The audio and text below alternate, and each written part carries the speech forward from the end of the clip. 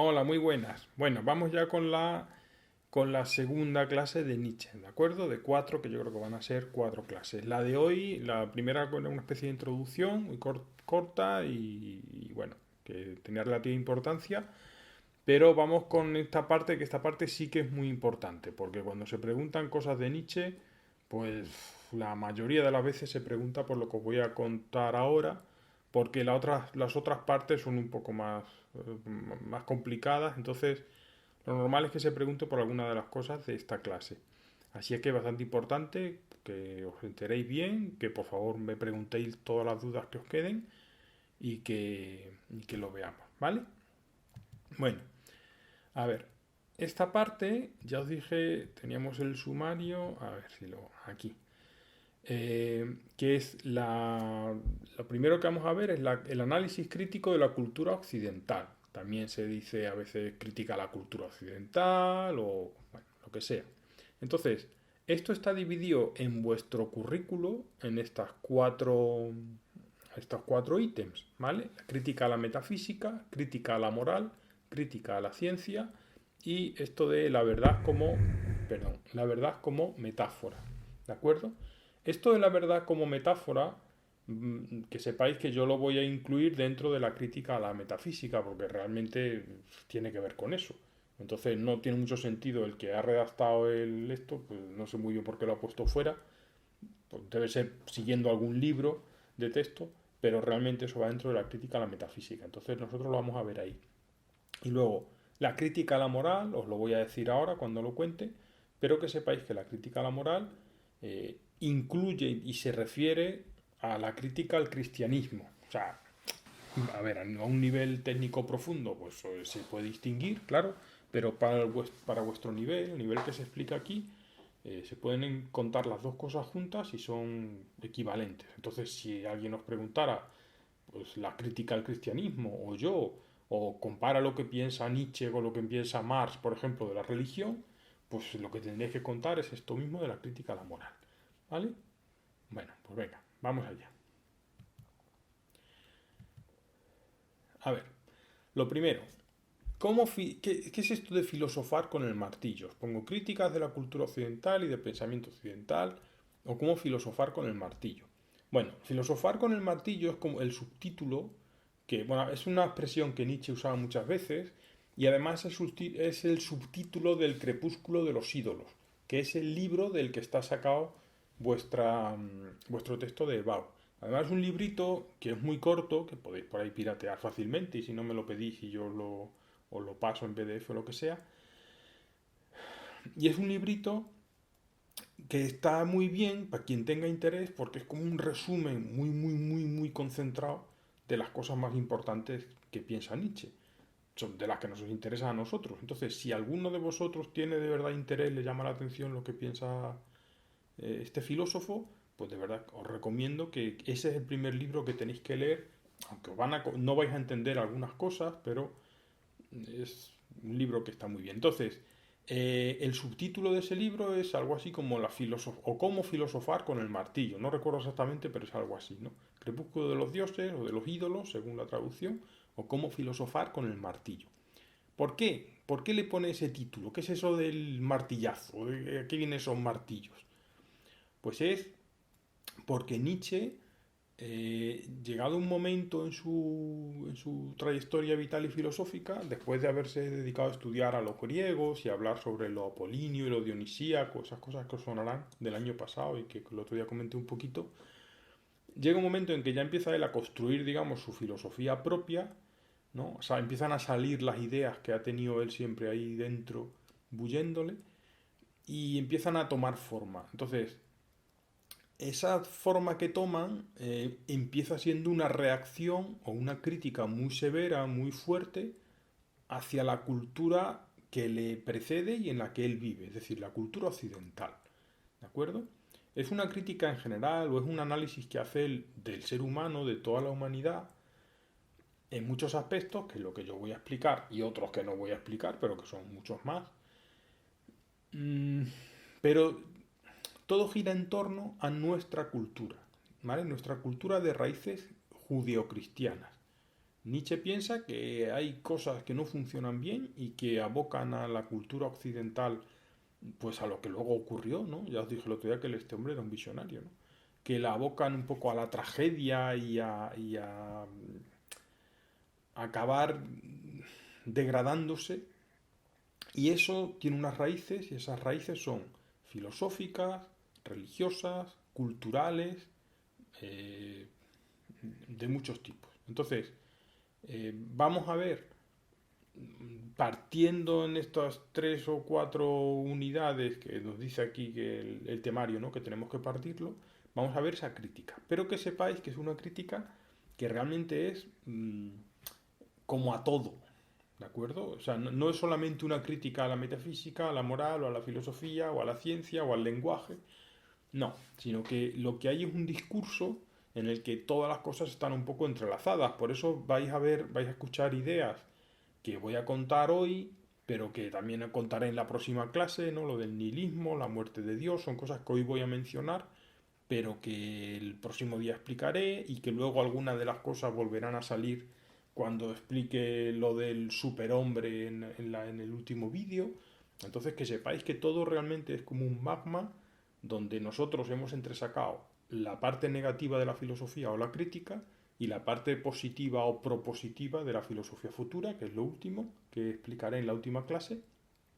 Pero eso, que si uno coge un libro de Nietzsche, pues digamos que las cosas van, una cosa lleva a la otra, entonces todo va junto, ¿vale? Os recuerdo que Nietzsche es un filósofo que no es sistemático, es decir, que aunque sus libros cada uno va más o menos en torno a uno o dos temas, pero que él escribe en forma de parágrafos, deslavazada, suelta una cosa aquí, otra allí, lo va diciendo todo como en pedacitos, ¿no? Entonces, bueno, pues eso tenerlo presente. Venga, que me estoy enrollando un poco.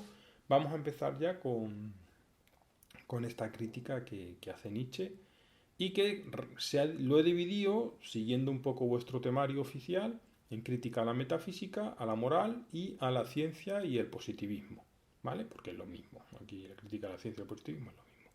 Así es que venga, vamos a empezar. Vamos a empezar con la crítica a la metafísica. Yo también he puesto, tengo aquí una rata con Lala, bueno, a la tradición filosófica, porque también se os puede preguntar, os podéis encontrar en un examen, pues ya sabéis que los de BAU a veces, el mismo que pone en el examen, no pone exactamente lo que viene en el currículo, crítica a la filosofía o a la tradición filosófica. Entonces, para vosotros es lo mismo, ¿de acuerdo? Esta parte de Nietzsche, del temario de Nietzsche, es muy importante porque esto es de lo que habla el texto de Bau. O sea, vuestro texto de Bau, que luego lo leeremos pero muy rápido, porque ya lo comentaré con profundidad en otro vídeo más adelante o en clase. Vuestro texto de Bau lo que hace es esto, explica esto que os he puesto yo aquí, ¿vale? O sea, no explica nada, lo veréis, ¿no? Pero hace referencia a esto, son los momentos o los pasos muy generales que piensa que Nietzsche, que la metafísica o la filosofía eh, han pasado esos pasos, perdón, en la forma de su error. O sea, Nietzsche cree que toda la filosofía occidental, hasta él, es la historia de un error. Hay una confusión, hay un problema que empieza con Sócrates. Ese problema de Sócrates, que ahora comentaré, eh, este es Pablo de Tarso, pues Pablo es el que llevó un poco el que cogió el cristianismo, ¿no? Y le dio un formato filosófico para que en Grecia, porque él era griego, de origen griego, para que los griegos lo aceptaran.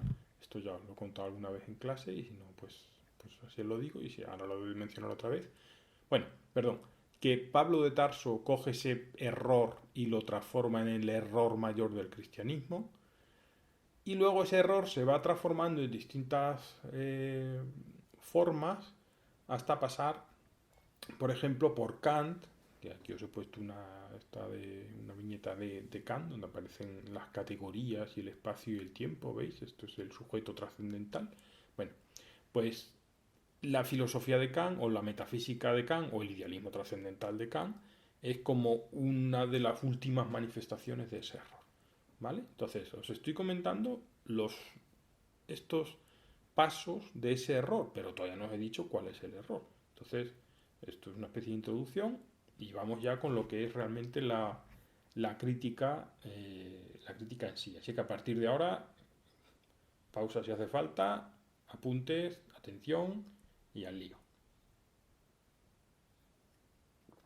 Y aprovecho para un traguito de té.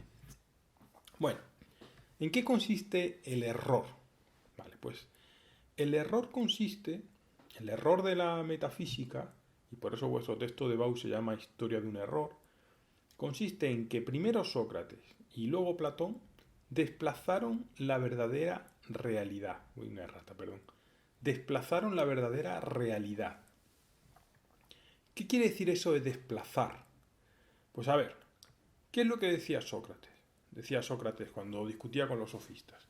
No, yo lo que busco son definiciones universales de las cosas. Es decir, si yo quiero lo que es justo, por ejemplo, cuando hablaba con los sofistas, ¿no? Lo que es justo o lo que es bueno no puede ser a que en Atenas se ajusta una cosa y en Esparta se ajusta otra cosa, o que hace 20 años una cosa fuera justa y ahora alguien porque dice que eso hay que cambiarlo ya deja de serlo.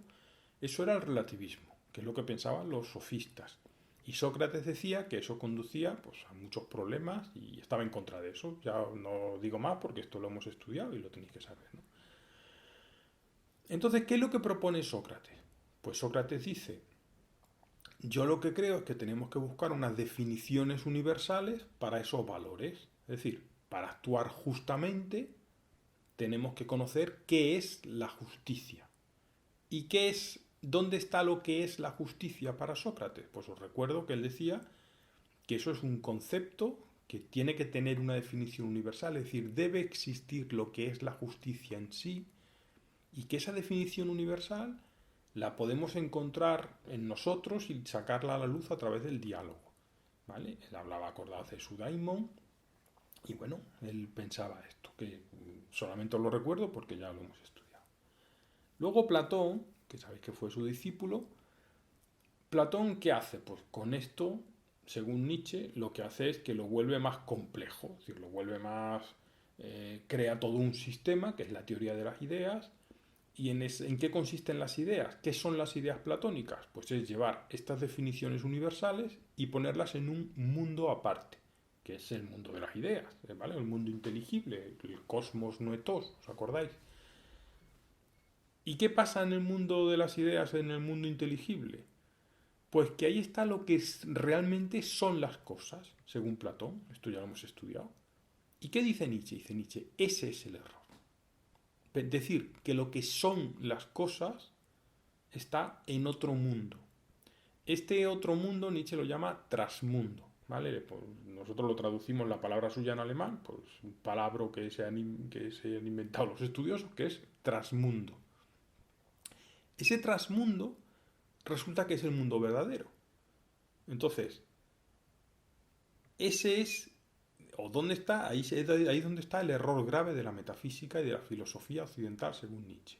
Que en un momento dado, Sócrates y Platón van y dicen, no, no, no, es que la verdadera realidad no es esto, sino que está en otro sitio. Y en otro sitio al que solo se accede además sabiendo, ¿vale? Siendo un experto o siendo alguien que estudia. Y además es una verdadera realidad que al final nunca se acaba de conocer porque es como mucho más compleja que nosotros mismos y que además nos sobrevive, es decir, es eterna. El mundo de las ideas es una cosa pues, como muy extraña, ¿no? Porque a la vez parece necesario que tenga que existir, y ahí os podéis acordar de las cosas que yo os contaba para explicar esto cuando expliqué a Platón. Es decir, parece que es necesario porque si no vivimos todos ahí en la caverna, confundidos, mirando, creyéndonos cualquier cosa en el mundo de la doxa. Pero, aunque sea necesario, resulta que no existe, o sea, no está aquí. En lo que son las cosas, las ideas, según Platón, no ladran, no huelen, no nos tocan, no molestan, es decir, son cosas que no están en la realidad. ¿Vale? Pues ese es el error de la filosofía según Nietzsche, que a partir de esto se ha considerado verdadero y real lo que solamente era un concepto.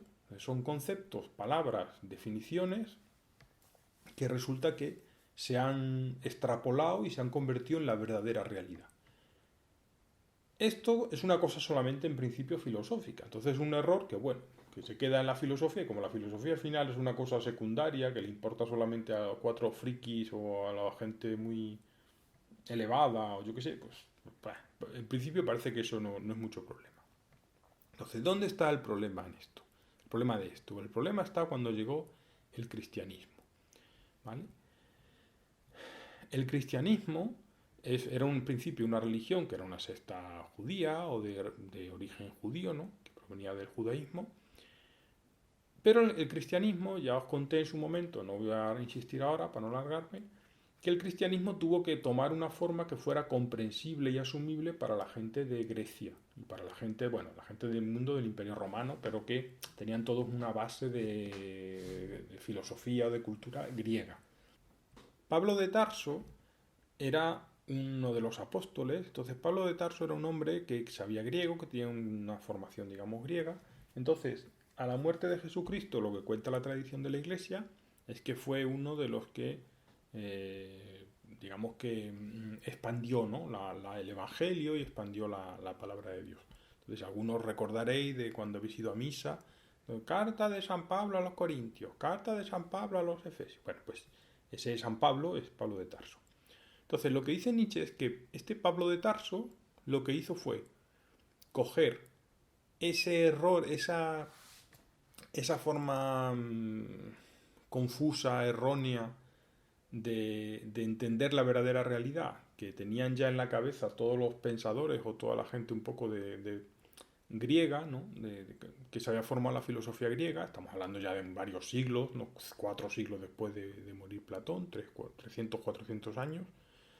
Entonces, lo que hizo fue darle al cristianismo, que en principio era una secta más y en especial que no se diferenciaba mucho, ¿no? de otras muchas sectas que había en esa época, darle un aspecto pseudofilosófico, es decir, convertir a Dios en una especie de ser inteligible que crea una cosa que son los pecados y que nos dice lo que está bien y lo que está mal, es decir, que genera valores, genera lo que dice lo que es virtuoso y lo que no es virtuoso, pero que está en una realidad que nos es inaccesible, que es su mundo, el reino de los cielos. Entonces solamente llegaremos allí pues, después de morir, si nos portamos bien y si atendemos a esos principios que resulta que son inexistentes porque no están en la realidad. Es decir, los valores del cristianismo y los valores morales en general no están en la naturaleza, no están en la realidad. Nosotros, por ejemplo, podemos decir, el cristianismo nos dice, hay que ser humilde. Bueno, pues la humildad, ¿dónde está en la naturaleza? ¿Hay algún animal, un león que sea humilde, un jabalí que sea humilde? ¿Hay un olivo que sea humilde? La humildad es un valor, es un concepto transmundano que no está en nosotros, ¿vale?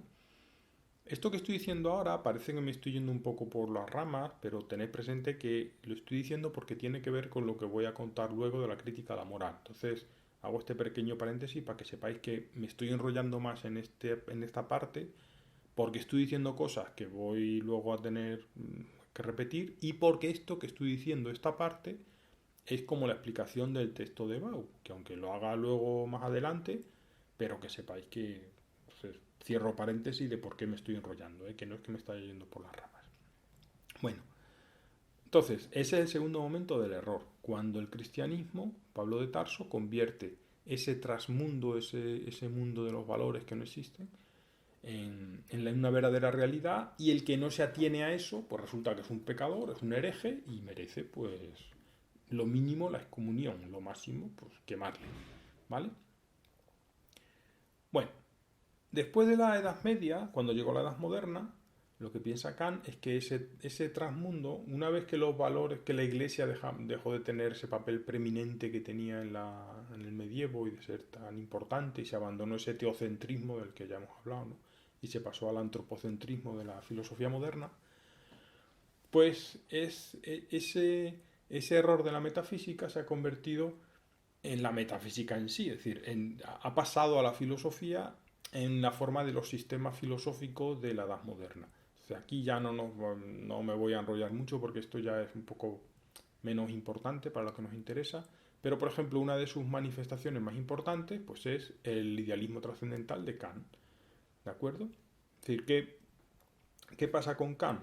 Pues que Kant lo que hace es que crea un trasmundo también, pero dentro de nosotros, que es el sujeto trascendental, y dice, no, las cosas son y las conocemos como las conocemos, porque todos las conocemos igual.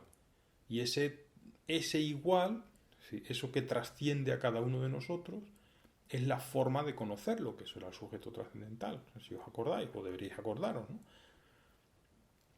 Pero es trascendente porque no está aquí, es decir, no es una individualidad, sino que es algo que, aunque está en todos nosotros, porque repito que es nuestra forma de conocer, nos trasciende a cada uno de nosotros. Entonces, ¿qué ocurre? Pues ocurre que de ahí se generan unos ideales y unos conceptos y unas nociones, que son las que estudiamos con Kant, las ideas trascendentales, el espacio y el tiempo, las categorías, bueno, unas cosas que ahora no voy a contar, pero que también generan como una realidad paralela, una realidad solo accesible a los filósofos, al entendido. Entonces Kant dice que eso, o sea, perdón, Nietzsche lo que dice es que esto es como alejarse cada vez más de lo que es la verdadera vida. De una persona, ¿qué es lo que vive? Pues una persona vive que tiene frío, que tiene hambre, que tiene deseos, que tiene una pulsión, que se aburre, que no quiere estudiar, que no quiere estar en casa encerrado. Eso es lo que vivimos las personas. Las personas no vivimos las condiciones a priori del entendimiento. O sea, eso no funciona así. Entonces la filosofía es como que cada vez se ha alejado más de eso, ¿no? De tal manera que al final llega un momento en el que esa división que empezó con Heráclito, ¿no? De entre el mundo aparente y el mundo real, es decir, hay un mundo aparente que es este, en el que estamos nosotros, que es aparente porque aparece, o sea, porque parece algo, pero no es la verdadera realidad. El mundo real es el mundo, el trasmundo este que hemos visto transformarse de varias maneras, ¿no? Bueno, pues lo que dice Nietzsche es que eh, ese mundo real y ese mundo aparente, al final, como son producto de una confusión primordial o una confusión que se dio al principio de todo, de toda la filosofía, pues son dos términos que al final han acabado siendo uno absorbido al otro. No voy a decir nada porque lo vamos a ver ahora en el texto de Bao, ¿de acuerdo? Esto del mundo aparente y el mundo real tiene que ver con esta parte de la verdad como metáfora, que ya os dije que en vuestro temario os lo han puesto como aparte. Vamos primero con eso, la verdad como metáfora, que en vuestro temario os lo han puesto como aparte, pero que realmente pues es aquí, cuando es en esta parte, ¿no? En la que habría que contarlo. Bueno, voy a leer dos textos. Ya os dije que en el tema de Nietzsche quiero leer algunos textos porque es un hombre que escribe muy bien y ya está, y me gusta leerlo.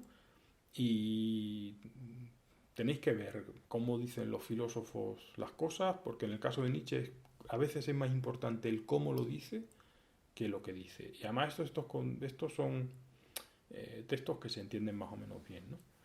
Bueno, estos están sacados de un libro que se llama Sobre verdad y mentira en sentido extramoral. Dice, los conceptos no son más que generalizaciones. Todo concepto se forma por equiparación de casos no iguales. Del mismo modo que una hoja no es igual a otra, también es cierto que el concepto hoja se ha formado al abandonar de manera arbitraria esas diferencias individuales, al olvidar las notas distintivas, con lo cual se suscita entonces la representación, como si en la naturaleza hubiese algo separado de las hojas que fuese la hoja, es decir, la idea platónica de hoja, una especie de arquetipo, ejemplar perfecto, primigenio, a partir del cual todas las hojas habrían sido tejidas, diseñadas, calibradas, onduladas, pintadas, pero por manos tan torpes que ningún ejemplar resulta ser correcto y fidedigno como copia del arquetipo. ¿Os dais cuenta de que aquí está explicando Nietzsche cómo surge ese error? Que es el error que hacemos nosotros cuando para decir lo que algo es, creamos una generalización. Eliminamos las diferencias y decimos no. El alumno perfecto es el que estudia todos los días 3 horas y viene a clase puntual y no sé qué. Y lo que hacemos realmente es coger lo que hace bien fulano, lo que hace bien mengano, lo que hace tal, y que a nosotros nos gusta o nos conviene, y convertir eso en el alumno perfecto, ¿no? O en el profe perfecto. Pero resulta que luego en la realidad no existe eso, ni el profe perfecto ni el alumno perfecto. Con lo cual, ¿de qué nos vale? Pues eso es lo que está criticando Nietzsche. Y luego, ya en concreto sobre la verdad como metáfora. Dice, las verdades son ilusiones de las que se ha olvidado lo que lo son, perdón. Metáforas que se han vuelto gastadas y sin fuerza sensible, monedas que han perdido su troquelado y no son ahora ya considerados como monedas, sino como metal. ¿Esto qué quiere decir? Pues lo que quiere decir Nietzsche está criticando la noción de verdad. Entonces está diciendo, ¿qué decimos nosotros? ¿Cuándo decimos nosotros que algo es verdad? Pues decimos que algo es verdad cuando se corresponde con la realidad. Pero claro, o eso nos parece a nosotros. Pero Nietzsche piensa que la verdad como tal no existe. Es decir, no, la naturaleza y el lenguaje o las ideas no tienen una correspondencia, ¿no? La naturaleza, el mundo, es como decía Heráclito. Nietzsche le gusta mucho Heráclito. Es una cosa que va ocurriendo, y que nosotros, para intentar entender lo que ocurre y lo que son cada una de las cosas, generamos una metáfora, es decir, generamos una palabra que representa y que nos sirve como símbolo para representar algo que sucede, algo que pasa en la naturaleza. Pues bien, las verdades realmente son metáforas que han tenido éxito. Son metáforas que se han ido repitiendo, se han repetido, es decir, se han quedado ahí en nuestro imaginario, en nuestra cultura, en nuestro lenguaje. Y ha llegado un momento en el cual se, se da por hecho de que se corresponden con la realidad. Pero, según Nietzsche, no son verdad, porque no son la realidad. Son solamente eso, metáforas que han envejecido y que al envejecerse se ha olvidado ya cuál era el sentido que tienen las metáforas realmente, ¿no? Que es un sentido mmm, casi artístico. Cuando alguien quiere contar algo y en vez de, por ejemplo, cuando Platón cuenta lo de la episteme y la doxa y habla de el mito de la caverna, una alegoría, una especie de metáfora, pues esto es como si nosotros decimos, no, esto es como la caverna, esto es como la caverna de Platón. No, no, esto está fatal porque esto es como la caverna de Platón, esto es como... Entonces, acabamos convirtiendo la caverna de Platón en algo. Un algo que simboliza, por ejemplo, lo falso, lo erróneo, lo que confuso, lo que no vale de nada. ¿Eso quiere decir que todo lo que podemos decir de ello, que es como las sombras de la caverna de Platón, que eso está mal o que es erróneo? No. Es simplemente que le hemos acabado identificando con un calificativo que le podemos poner o con su nombre. ¿De acuerdo? Y lo que hacemos con eso es transformarlo. O sea, algo que está en la realidad y que es simplemente una manifestación de la vida, lo que Nietzsche llamaría la voluntad, ¿no? Que viene de otro filósofo, Schopenhauer, una manifestación de lo que las cosas son, de cómo se desenvuelven en la realidad y cómo se manifiestan. Nosotros, al convertirlo en un concepto y luego en una metáfora, y esa metáfora se deriva en un concepto que al final resulta siendo una supuesta verdad porque todo el mundo lo admite y lo mete dentro de su lenguaje. Estoy repitiendo la idea, ¿vale? Varias veces porque sé que esto es un poco abstracto. Estoy repitiéndome.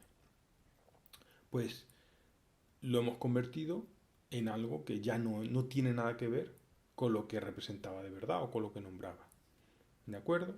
Esto estoy pensando un ejemplo para que lo podáis entender, pero no sé, por ejemplo la palabra amor, para que lo entendáis, ¿no? ¿Qué es el amor? Pues el amor, no sé exactamente ahora mismo qué dice, bueno, sí sé cosas que dice Nietzsche, pero bueno, yo voy a hacer yo como si fuera Nietzsche, aunque lo que yo voy a decir no se corresponde con lo que Nietzsche dice en ningún sitio en concreto, pero es un ejemplo que os pongo para que lo entendáis, ¿vale? ¿Por qué podría decir Nietzsche, por qué hablamos las personas de amor? Es mejor tener amor que no tenerlo, es mejor estar enamorado que no estar enamorado. El amor nos conviene a todos, el amor es lo más bonito, el amor es lo más necesario, con amor, bueno, amor, podría decir Nietzsche, es una manera, una palabra que nosotros empezamos a usar en un momento dado, hace muchos miles de años, para manifestar, por ejemplo, para nombrar la atracción, ¿no? La atracción o el deseo de unos por otros y el proceso ese del enamoramiento. Y a eso lo llamamos amor, ¿de acuerdo? Y eso se queda ahí. Bueno, amor o como sea, en cada idioma. Y eso se queda ahí. Y al final, ¿qué ocurre? Pues que eso son cosas, el amor, el enamoramiento, el enchochamiento, es una cosa que se produce en cada pareja o en cada momento, pero que luego pasa, que luego se manifiesta en cada pareja de una forma distinta, que en todas las culturas no se entiende igual, ¿vale? Que se va transformando a lo largo de los siglos, pero la palabra permanece. Y nosotros seguimos hablando de amor y podemos leer libros de Platón que hablan del amor, pero lo que nombra esa palabra no se corresponde ni con lo que había en tiempos de Platón, ni con lo que pasa en tu casa, ni en la mía, ni en hace 20 años, ni lo que pasa en Zimbabue, ni lo que pasa en China, ni... Pero cuando nosotros hablamos de amor, ¿de qué estamos hablando? Pues de algo que se da por hecho que existe, que es el amor. Pero ese amor no es nada más que eso, un concepto, una metáfora, que es una palabra que ya no representa o que no representa nada de lo que realmente hay, ¿vale? Entonces, lo que plantea Nietzsche, y me estoy enrollando mucho con esto para que lo entendáis porque esto es una idea central de todo lo que piensa Nietzsche, es que este error, este convertir los conceptos, ¿no? O las metáforas, convertirlos en verdades cuando no tienen fundamento, este es el error que está en el fondo de todo lo malo que nos pasa en Occidente. Y sobre todo está en el error de que de esta forma es como nosotros creamos los valores, los principios, como decimos lo que está bien y lo que está mal. Así es que todo lo que nosotros decimos que está bien y que está mal es producto de esto, de este fallo, y es algo que está viciado, está estropeado. Por eso será necesario, digamos, darse cuenta de que eso es de que hay que eliminarlo y que hay que crear nuevos valores basados en otras cosas, no en conceptos. Eso es lo que veremos al final del tema. ¿De acuerdo? Vale. Bueno, a ver. Tengo aquí el texto de Bau. No sé si... Porque yo esto debería comentároslo con más detalle, ¿no? Yo tengo idea con los textos de Bau porque tenemos pendientes el de Kant y el de Marx.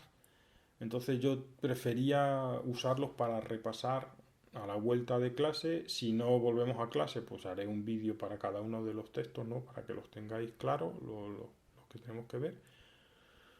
Pero bueno, voy a dedicar 3 minutos, como es muy cortito, que son solamente 6 frases. Voy a dedicar 3 minutos a leerlo y a que veáis la relación que tiene con lo que llevo explicando, ¿vale? Bueno, se llama Cómo el mundo verdadero acabó convirtiéndose en una fábula, historia de un error. Este libro está en el crepúsculo de los ídolos. También se traduce a veces crepúsculo de los dioses, que es ese librito que os dije que es una buena introducción a la filosofía de Nietzsche. 1. El mundo verdadero, asequible al sabio, al piadoso, al virtuoso. Él vive en ese mundo, es ese mundo. Y dice, la forma más antigua de la idea, relativamente inteligente, simple, convincente. Transcripción de la tesis, yo, Platón, soy la verdad. Esta es la primera fase del error. Dice, cuando es un mundo que se crea y que solamente está accesible al sabio. Acordaos, los filósofos gobernantes, ¿no? Que son los que tienen que estudiar muchísimo y solamente ellos conocerán ese mundo de las ideas. 2. El mundo verdadero, inasequible por ahora, pero prometido al sabio, al piadoso, al virtuoso, al pecador que hace penitencia. Hace progreso de la idea. Esta se vuelve más sutil, más capciosa, más inaprensible. Se convierte en una mujer, se hace cristiana. Bueno, esto se refiere a la transformación del error por el cristianismo, lo que os he contado de Pablo de Tarso. Ahora ese mundo verdadero, ese mundo supuestamente real, ese transmundo, ya solo está disponible para el creyente, para el que es bueno, para el que cumple con unos preceptos que además salen de ese mundo que ni siquiera existe. 3. El mundo verdadero, inasequible, indemostrable, imprometible, pero ya en cuanto pensado, un consuelo, una obligación, un imperativo. En el fondo, el viejo sol, pero visto a través de la niebla y el escepticismo. La idea sublimizada, pálida, nórdica, königsburgense. Königsberg, sabéis que es la ciudad donde vivía Kant. Aquí está hablando de Kant. Está diciendo que ese mundo verdadero, lo que yo os he contado, se ha transformado en el idealismo, en la metafísica de Kant. ¿De acuerdo? No voy a entrar en detalles porque como os lo voy a contar en otro vídeo más adelante o en clase, pues no me voy a enrollar más, que si no va a quedar muy largo. 4. El mundo verdadero, inasequible, en todo caso inalcanzado, y en cuanto inalcanzado, también desconocido, por consiguiente tampoco consolador, redentor, obligante. ¿A qué podría obligarnos algo desconocido? Mañana gris, primer bostezo de la razón, canto de gallo del positivismo. Luego vamos a hablar del positivismo, así es que no me enrollo mucho con esto. Básicamente el positivismo es la primera filosofía, según Nietzsche, que ataca realmente a la metafísica, ¿no? Y que hace ver que la metafísica es algo que no tiene utilidad o que no sirve. Entonces, pues eso es lo que está diciendo aquí. Pero, aunque es verdad que el positivismo se da cuenta de que la metafísica es algo erróneo, no dan el paso que hay que dar, que es el paso más allá. 5. El mundo verdadero, una idea que ya no sirve para nada, que ya ni siquiera obliga, una idea que se ha vuelto inútil, superflua, por consiguiente una idea refutada. Eliminémosla. Día claro, desayuno, retorno del buen sentido, de la jovialidad, rubor avergonzado de Platón, ruido endiablado de todos los espíritus libres. Vale, esto se refiere a lo que tengo todavía que explicar de Nietzsche. Él piensa que después de que una vez que hemos asumido, ¿no?, que todo ha sido un error, que nuestra cultura está toda como enferma, ¿no?, de ese error, pues que hay que dar lugar a otra realidad. Y para eso hay que pasar por lo que él piensa, ¿no?, por su filosofía. Y estos conceptos que hay aquí, de jovialidad, espíritu libre, tiene que ver con su filosofía. Entonces, no me lo voy a explicar ahora porque lo voy a contar próximamente y no quiero liaros más, ¿vale? 6. Hemos eliminado el mundo verdadero. ¿Qué mundo ha quedado? ¿Acaso el aparente? No. Al eliminar el mundo verdadero, hemos eliminado también el aparente. Mediodía, instante de la sombra más corta, final del error más largo, punto culminante de la humanidad. Incipit Zaratustra. Comienza Zaratustra. A ver, Zaratustra está hablando de Así habló Zaratustra, que es su libro más conocido, que es un libro anterior a este, en el cual es como el libro más importante de Nietzsche. Y Zaratustra es un personaje que es una especie de profeta que va diciendo de una manera muy metafórica, muy poética, muy metafórica, muy extraña, ¿no?, pero va un poco diciendo lo que piensa Nietzsche, dicho así muy a lo bruto. Bueno, aquí lo que nos importa es la primera frase. Dice, al eliminar el mundo verdadero, ¿cuál nos queda? El aparente. Porque claro, el mundo verdadero, el mundo de Platón y de ese error de la metafísica, lo que hacía era decir, esto es lo verdadero, esto es lo real, así es que lo otro no. Lo otro es aparente, es fallido, no sirve o lo que sea. Entonces, al eliminar uno, ¿qué nos queda? Uno que solo es aparente. Dice, no, al eliminar el verdadero, también eliminamos el aparente. Es decir, el mundo real, el de la vida, el de la naturaleza, este en el que estamos, deja de tener esa carga negativa, deja de ser algo malo, intrínsecamente malo, sucio, problemático, peligroso, ¿vale? Y eso es a donde quiere llegar Nietzsche, a que tomemos conciencia de que no hay más realidad que esta. Entonces tenemos que volver a pensarla de otra forma y a manejarla intelectualmente de otra manera, con otros principios, que son los que explicaré en la última clase, en eso de la filosofía futura, con otros principios y otros pilares que nos ayuden a pensar la realidad y afrontarla de otra forma, en la cual no la despreciemos, es decir, no renunciemos a lo único que tenemos realmente, que es este mundo, que aunque esté lleno de virus, de desgracias y de cosas que no nos gustan, pero es lo que hay. Entonces renunciar a lo que hay, pues eso es como renunciar a todo, a la filosofía misma y a todo, ¿no? Es como renunciar al mundo, ¿vale?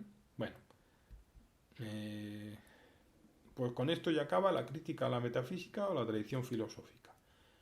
Bueno, ahora ya viene la crítica a la moral, pero estoy viendo el tiempo que llevo y yo creo que va a ser mucha tralla dejarlo esto solamente para, o sea, meter esto también y lo siguiente en, en una sola clase, ¿no? Me parece que va a ser demasiado para vosotros y vais a desconectar. Entonces vamos a hacer una cosa.